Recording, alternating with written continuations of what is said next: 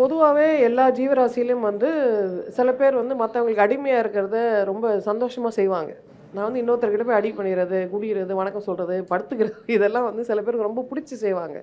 சில பேருக்கு வந்து இயல்பிலேயே எதிர்த்து கேட்கணும்.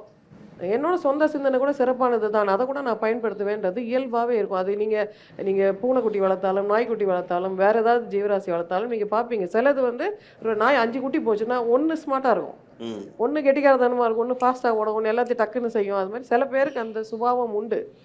அப்ப எல்லா ஜீவராசியிலும் பார்த்தீங்கன்னா, நாங்க அத ஆல்ஃபான்னு சொல்லுவோம். ஆல்ஃபான்னா லீட் ஆல்ஃபா மேல். ஆல்ஃபா. ஆல்ஃபா ஃபீமேல் கூட இருக்கு. ஆமா. இல்ல பெரியார பத்தி பேசுறதுனால சொல்றேன். ஆ. ஸோ ஆல்ஃபான்னா அது வந்து சண்டை போடுறதில்ல. சில படங்கள்லலாம் என்ன சொல்லுவாங்கன்னா, நான் ஆல்ஃபா மேன். நான் போய் எல்லா பெண்களோடும் இத செய்வேன், அத செய்வேன். நான் முரட்டுத்தனமா அப்படி கிடையாது. உண்மையிலே ஆல்ஃபான்னா, இவர் சொன்ன மாரி டானா இருக்கணும். எதுனாலும் சார கூப்பிடுங்க. சார் வந்து செய்வாரு. அவர் வந்தா கரெக்ட்டா இருக்கும். அவர் சொன்னா சரியா இருக்கும்னு எல்லாரும் யாரை எதிர்த்து அவர் தான் கரெக்ட்டான ஆளு. அவர் கூப்பிட்டா கரெக்ட்டா இருக்கும்னு நம்புறாங்களோ, அந்த மனிதர் தான் அந்த அந்த ஜீவராசிக்கு ஆல்ஃபா.